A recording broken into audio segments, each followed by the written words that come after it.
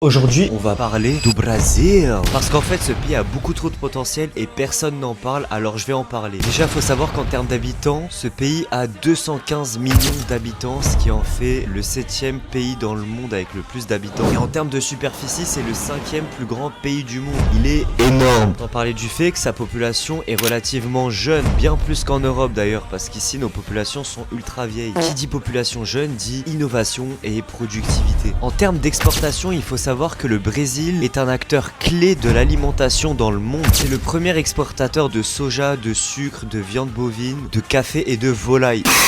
Donc dans un monde marqué par une crise climatique et une croissance démographique importante, ce pays risque de jouer un rôle clé dans le futur. En plus de ça, en termes de ressources, ils ont du pétrole, du gaz, du lithium, du fer, beaucoup d'eau douce, donc un potentiel hydroélectrique immense. Et pour tout ce qui est transition énergétique, l'hydroélectricité est un grand atout.